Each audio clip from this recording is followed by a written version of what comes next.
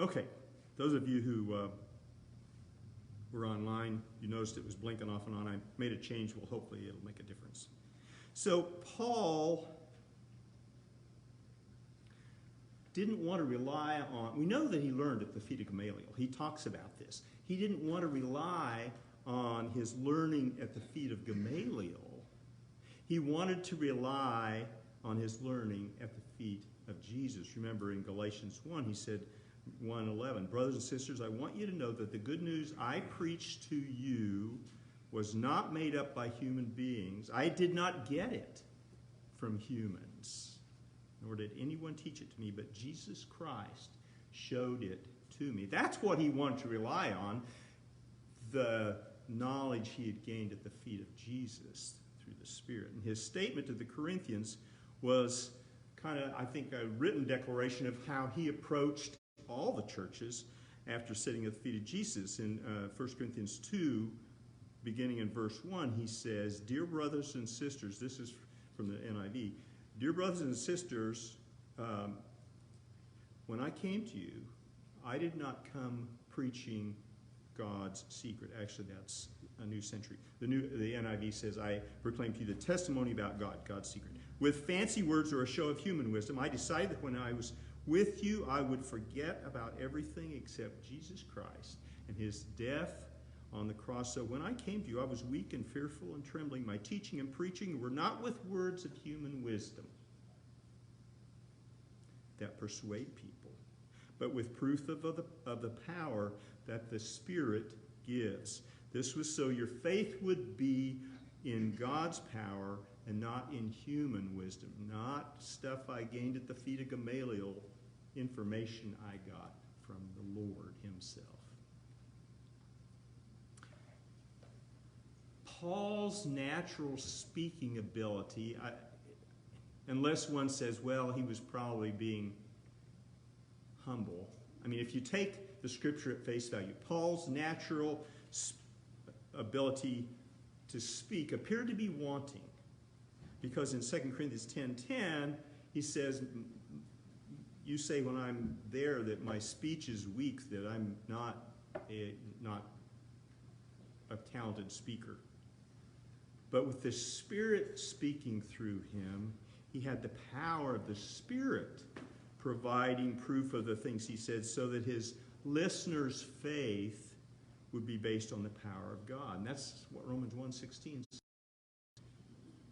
I'm not ashamed of the gospel because it is the power of God unto salvation. And of course, verse 17 as well. We looked at Paul's explanation about miraculous first century gifts, and I already alluded to that, their purpose, why they were there, what was going on, and discussed that in 1 Corinthians chapter 14.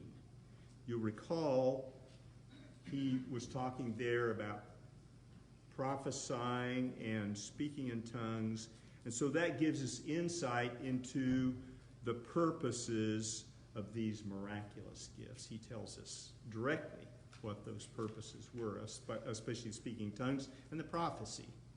Okay? We then quickly went through all the spiritual gifts, and I said we'd come back and cover those in more detail. We noted how some are quite closely related. Then we started expanding on the specific gifts. We started this whole study with evangelism, and we started the spiritual gift evangelism, talking about that. When we read about Philip, the evangelist, who was appointed one of the original deacons in the Jerusalem congregation. We read about Philip preaching in Samaria after the Christians were scattered from Jerusalem because of the persecution that Saul of Tarsus was a part of.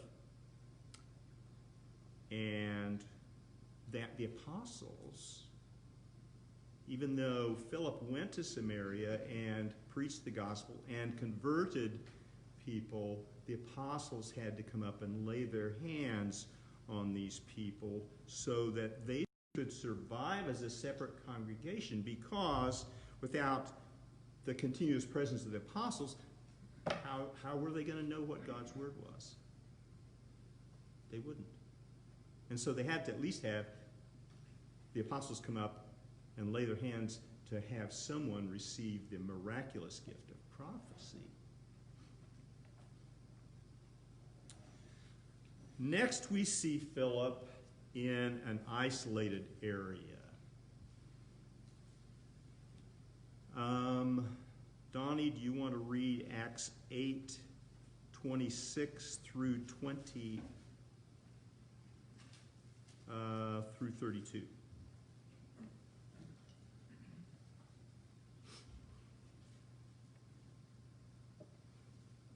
But an angel of the Lord spoke to Philip, saying, "Get up and go south to the road that descends from Jerusalem to Gaza."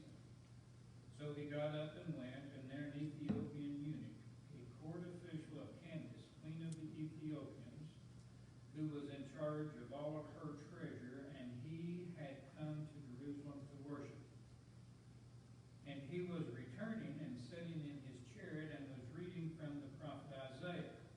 Then the Spirit said to Philip, "Go up and join this chariot." Philip ran up and heard him reading Isaiah the prophet and said to him, "Do you understand what you're reading?" And he said, "Well, how could I unless somebody guides me?" And he invited Philip to come up and to sit with him. Rolani, do you want to start in 32 and Acts 8, beginning in 32.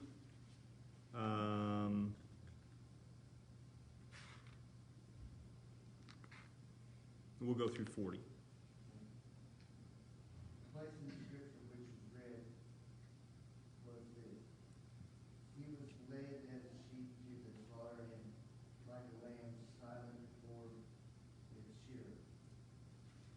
So he opened not his mouth. In his humility, his justice was taken away, and who will declare his generations, for his life was taken from the earth. So the Enoch answered Philip, said, "I ask you, of whom does the prophet say this is himself, or son of man?" And Philip opened his mouth, and beginning at the scripture preached Jesus to him. Now, as they went down the road and came to some water, and Enoch said, "See, here is water. What hinders me from being baptized?" And Philip said, "If you believe with all your heart, you may." And he answered and said, "I believe that Jesus Christ is the Son of God." So he commanded the chariot to stand still, and both Philip and Enoch went down into the water and were baptized him. Now when they came up out of the water, the Spirit of the Lord caught Philip's away. And then Enoch saw him no more, and he went on his way rejoicing. But Philip was found at Enoch, and passing through, he preached in all the cities till he came to Caesarea. Okay, so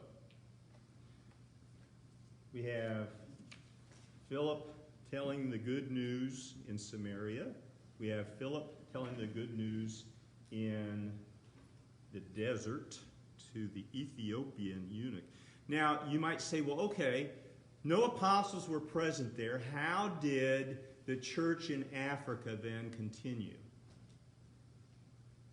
We don't have all the details, do we? But we do know that if they had to go to Samaria to lay on their hands, either some apostle went down to Ethiopia, or the same thing happened in Ethiopia that happened in the house of Cornelius. One of the two. Because they had to have this gift of prophecy, the gift of teaching. They had to have those spiritual gifts that came through that were miraculous gifts. Okay. We next see Philip mentioned in one of Paul's accounts in Acts 21. And he is definitively identified in that passage by his spiritual gift. Jody, do you want to read Acts 21, 7 and 8? And this name of this town, it's either Greek or Phoenician. I had to look it up because that's not how I would have pronounced it. It's Ptolemais. When we had finished the voyage from Tyre, we arrived at Ptolemais, and we greeted the brothers and stayed with them for one day. On the next day we departed and came to Caesarea, and we entered the house of Philip the evangelist, who was one of the seven, and stayed with him. Okay. One of the seven what?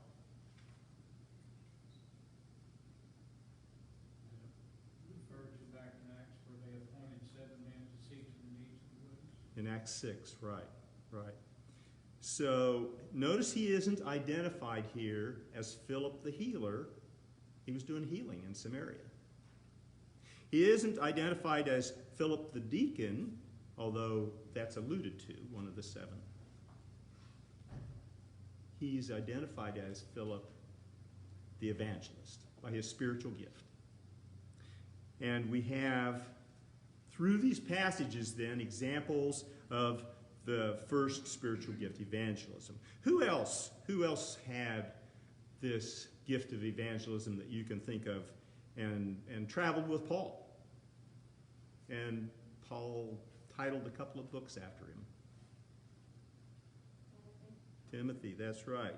So if we look at 2 Timothy chapter 4, Steve, I'm going to have you read this if you would, please. 2 Timothy chapter 4. We will read 1 and 2 and 5.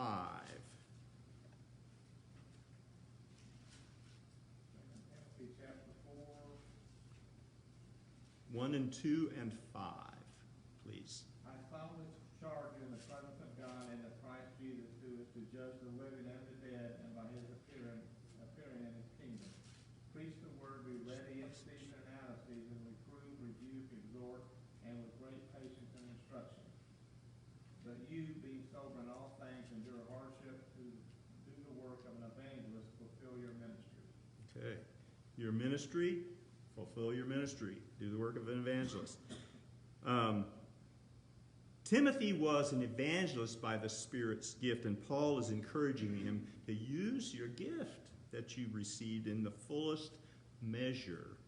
We talked about early on about in the strength that God gives us, we are to do things. Epaphras was also apparently gifted by the Spirit with evangelism. He's mentioned in Colossians 1:7. So, Bill, if you could read that, and then Jody, if you wouldn't mind, Philemon 1:23. Colossians 1:7, Philemon 1:23.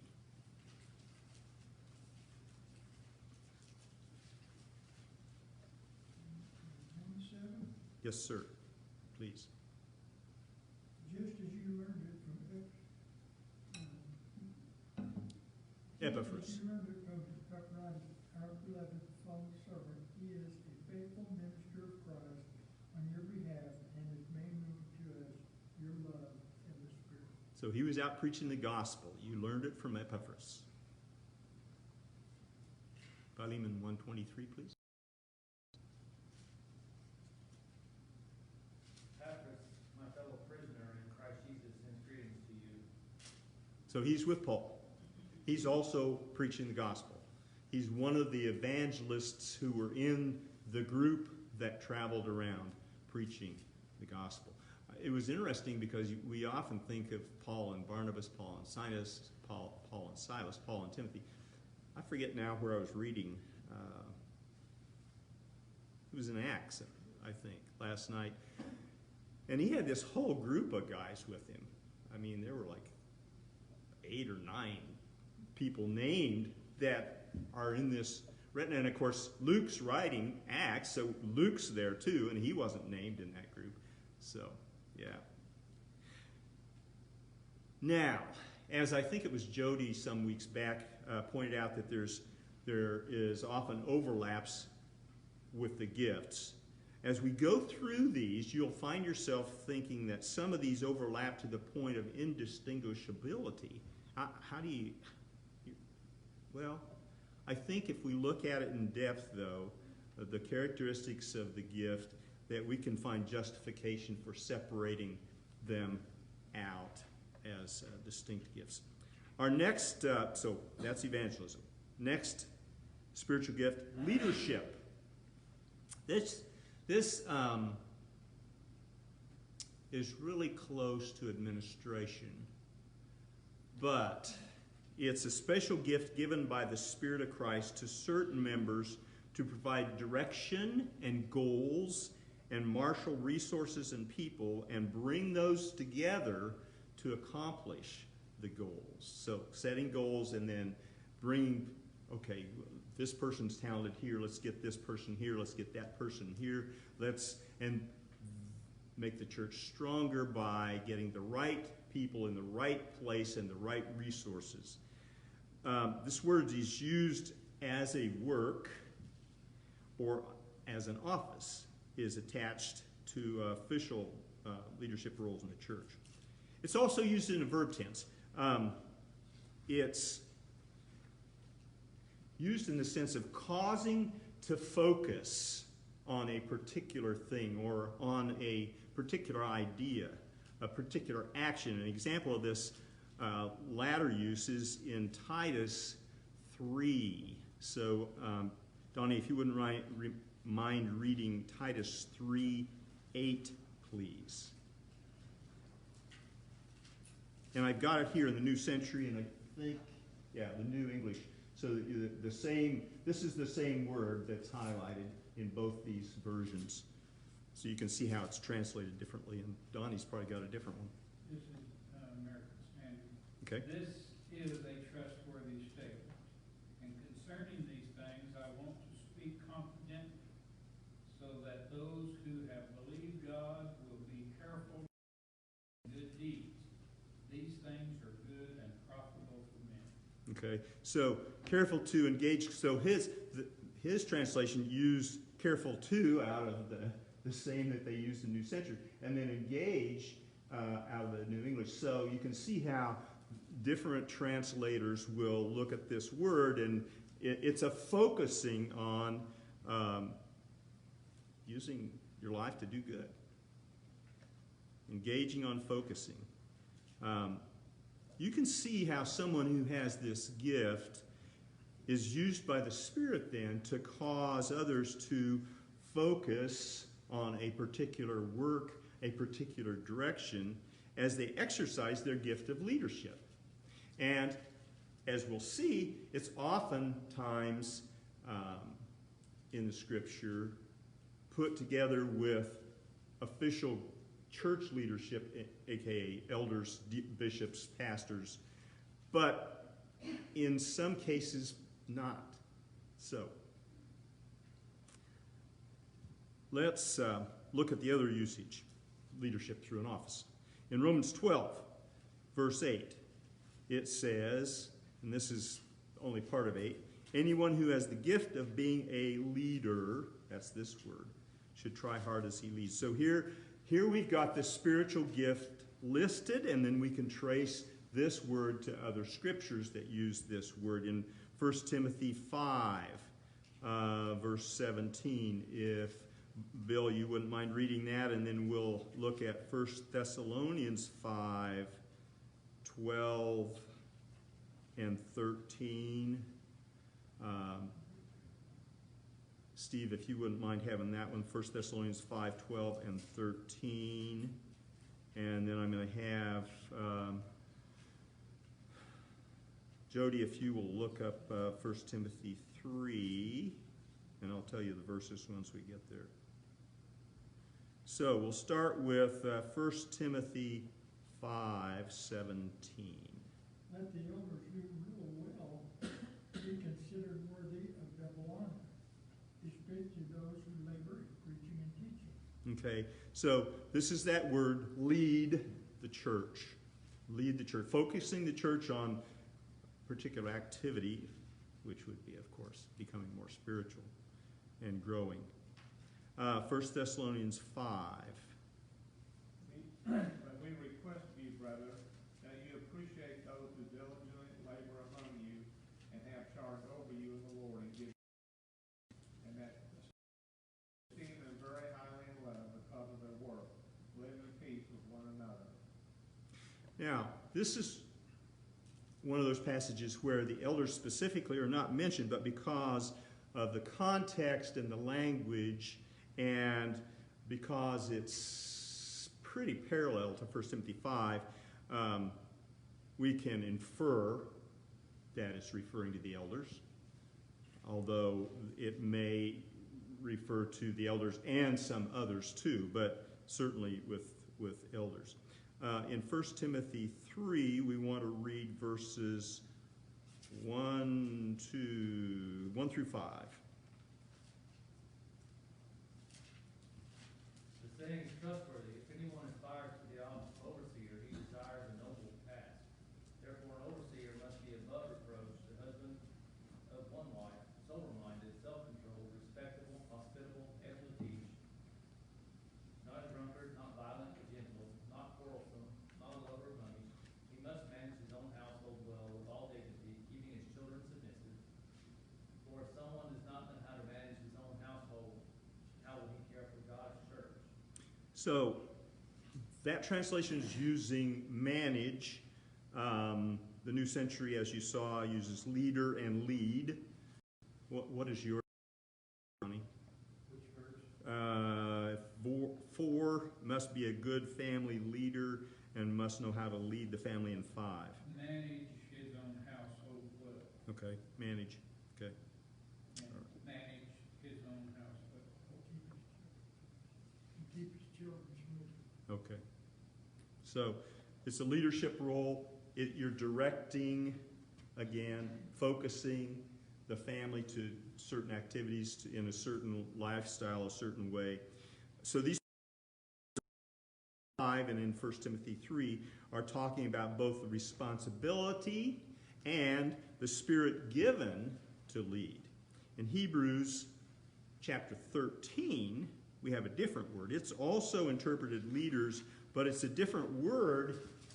It's got a lot of the same meanings, but it's got an additional connotation. It describes the role of leading or having authority over, but it also is used to describe those who have gone before, as in Moses was a great leader. Well, yeah, but he's not here now. But he has gone before, and so he was a leader. So it can be used those who have gone before us in time who were in a leadership role. Look at Hebrews 13, verses 7 and 8, and then 17. Donnie, if you wouldn't mind, please.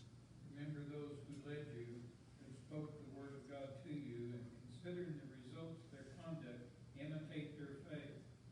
Jesus Christ is the same yesterday, today, and forever. In 17. 17. Obey your leaders and submit to them, for they keep watch over your souls.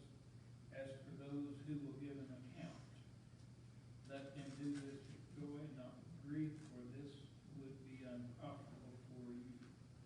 So in verse 7, we see this same word used in both of these contexts. One is leaders who taught and they lived and died, and 2 are contemporary leaders, those who are leading now. Thoughts, questions? Okay. Now we're going to look at administration later on, but I want you to keep this in mind because, again, those who are in the official capacity of elders, not a spiritual gift. It is an appointed office. And the person filling that office may have a gift of leadership, or they may have the gift of administration, or they may have some of each. Okay? May have some of the gift of teaching, because that's one of the requirements. So you can see how that Although, when we fill out these questionnaires, by the way, anybody need one? I handed these out last week.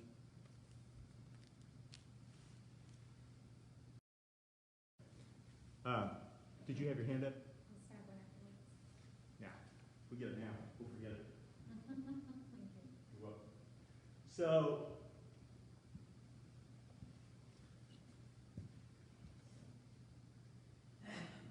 all these gifts are given for one purpose.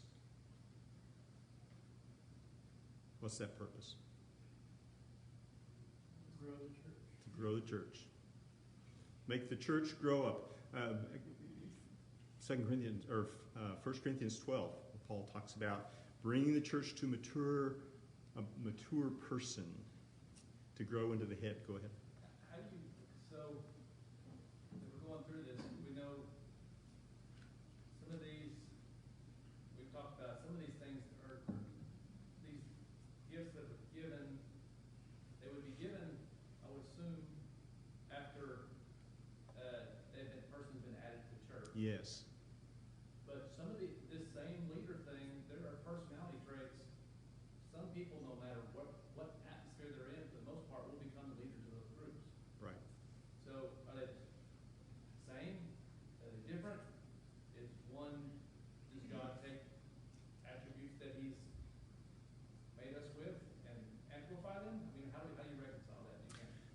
I think that this is the way I understand that, Jody. If we look at, and we talked about this, I think, when we were in 2 Corinthians study. If we look at Paul, Paul was gung-ho for the Lord. He was a Pharisee of the Pharisees. These people are insulting our Lord. I'm going to wipe them. He had power. Well, then he has an encounter with the Lord and realizes that, no, that wasn't power. This is power. And God, Jesus, teaches him the gospel and impresses on him what it's like then to be a true leader. It means to serve. And we see this with and so even though he says when he's writing the 2 Corinthians, he says, I could have, but I didn't because I didn't want to. I wanted to lead the way the Spirit would lead instead of leading the way that Saul would have led. Does that make sense? Yeah, one is a gift used submissively to the Spirit. Yeah. And the other is a natural ability that you have that can be used willy-nilly. Right. That makes sense? I think that's what makes it hard for me is sometimes, when we talk about these, how to tangibly tell the difference. So if I don't have natural abilities to do a certain thing, do I have that gift, even though I've given opportunities to do such? Mm-hmm. You know, how do you distinguish between natural talents versus gifts given by the Spirit? Are they one and the same? We're saying they're not necessarily one and the same, but the Spirit, if you're submissive to the Spirit, that talent can be used Yes. in a spiritual manner that builds up the church. Right. I think that, go ahead, Donnie. Well, with Paul, there's scripture that says that he had been prepared. Exactly. His education, probably his personality. Now, he had the choice of using that to good or bad, and he accepted the way he went to follow the Lord. But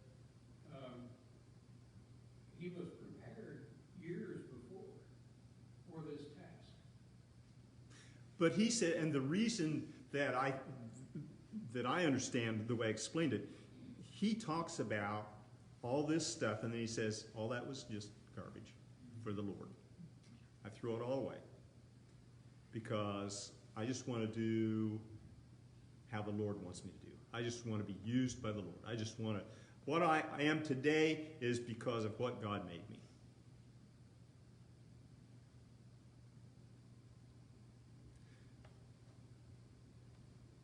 Anything else? I think like more people are scared of speaking in public than a lot of other things. That's one of the greatest fears they have. I think it's something you definitely have to work at, especially for me. And,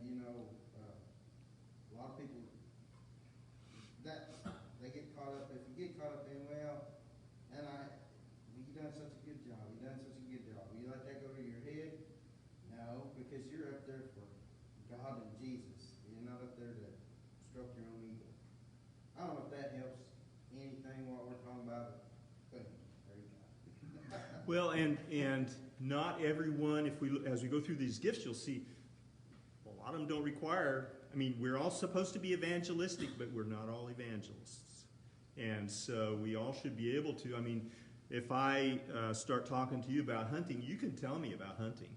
You can tell me about fishing. And you can tell me about the Lord. You may not preach the gospel, but you can tell me about the Lord and your relationship with Him. Steve? Kind of like, too, like I remember back in school, which kind of applies to us. Some naturally smart. I mean, they could, this thing just comes to them just like that, you know, and they could get it, and then they would even waste their abilities because they didn't even try to apply them. But other kids would study and work and just keep applying themselves and come through just through natural, the want-to part of it, and the, not so much they have the great ability, but they achieve those things, but those that have the true ability to do it wasted it, or sometimes can't do with it, but it's always kind of interesting just to see the two, those that really wanted to and made that decision to know just, I don't care, you know, that they wasted a great amount of ability to what they could have been. Well, and it gets into, too, how we learn. Because, I mean, you kind of described my wife and myself. I mean, she's one of those people that can sit through college and not take note one and, you know, ace everything. And I've got to be scribbling and studying and burning the midnight oil and memorizing, and it's the way that people learn. Some people, it's all here. Others, it's putting it together. It says that in all these conversations, if you listen, we're seeing overlap in natural talents versus gifts. Mm-hmm. And that's what's so hard, but it's almost, and that's what's hard to delineate here, when gifts are given by the Spirit as He desires. Right. I think that's kind of the summary of what it says. That would lead more to, if I submit to the Spirit and allow Him to lead me into opportunities, He will supply me with what He sees fit for me to do with the gift that He sees fit for me to help build up a church. That may or may not be my natural talent. If it is my natural talent, it would really enhance it and make it fast. Mm-hmm. But it may not be, so I don't, that's what I mean, it's really, it's a hard overlap to really nail down. I think that's why it's Right, but that's an excellent summary of what we're trying to get to. It really is. You nailed it. You know, today we see all kinds of orders, preachers on television and everywhere, they're dynamic speakers.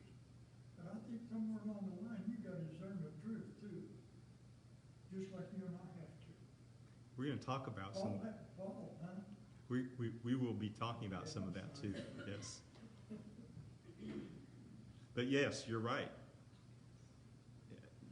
If you're preaching something that is not truth, I think that's why James said what he did about teachers. All right.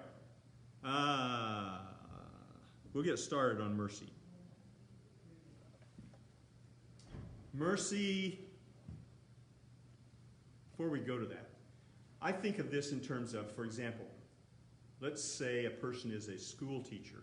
They chose that vocation because it appealed to them. Hopefully they are in love with teaching. They probably are also used by the Spirit to teach. Even if it's, if it's a female or a male, it doesn't matter. Now, can the female teacher get up here and teach? Well, no, but there's a whole wide world of availability of teaching outside that. Okay? And that's the thing that I think Denny has commented in his lesson. If not here, I hear him on Tuesday on video. I hear him on Tuesday morning in the men's study, and I hear him here, so I can't always remember the context where he's saying this, but that most of we think of this as serving the Lord, and we have to get into the mindset that most of our service is outside of these walls.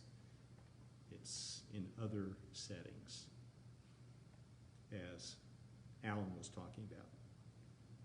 All right, mercy.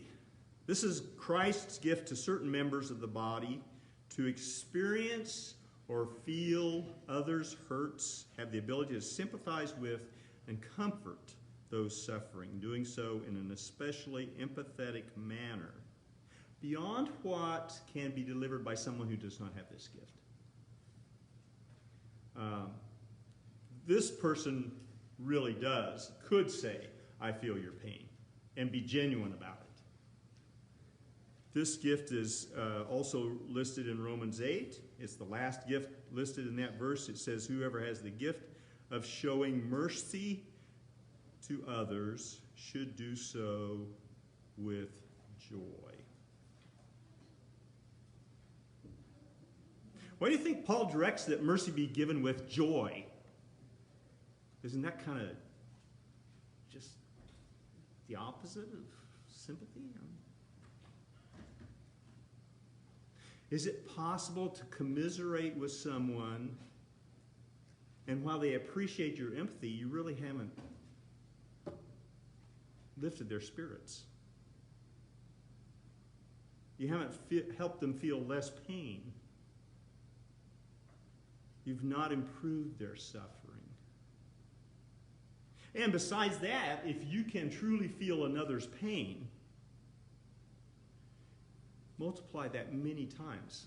We have a member whom I've spoken with who talks about the fact that this person, I'm not going to tell you if it's a male or female, this person can tell. They literally feel somebody else's pain. It pains them. And trying to deal with that is something that they struggle with, because they have all this pain that they feel. And you multiply that by many times, and it would be quite a burden if you didn't see the joy in using the gift to serve Christ. If you take Christ out, man, it's overwhelming. It's just a burden. It just bears you down, grinds you down.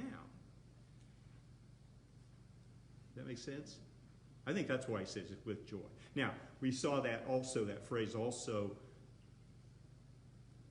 when it was talking about don't make it difficult for the leaders to do their job so that they can do it with joy. So it's not just this gift, but I think it's especially with this gift.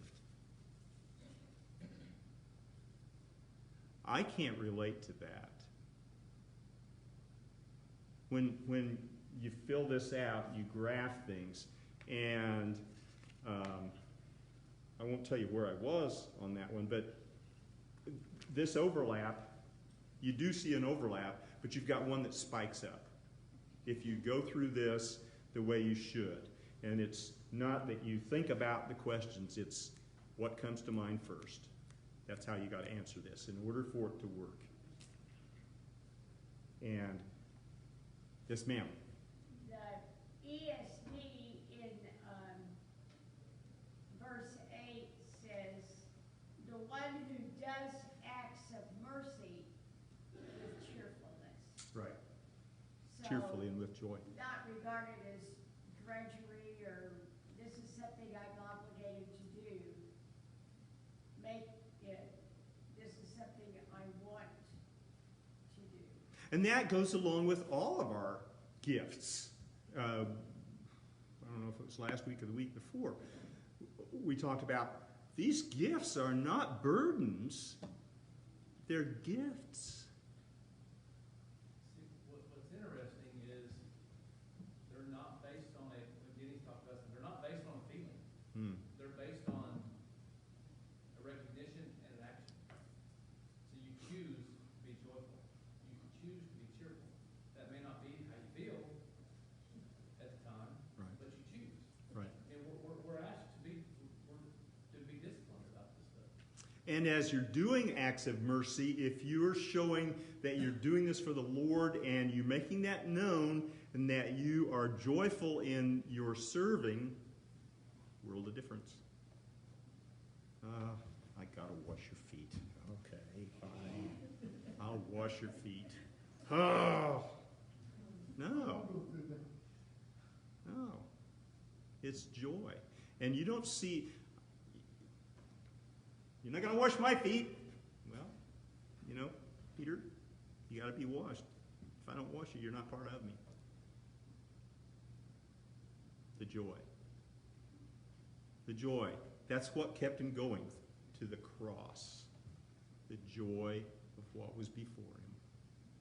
On that, we will close, and we'll get into mercy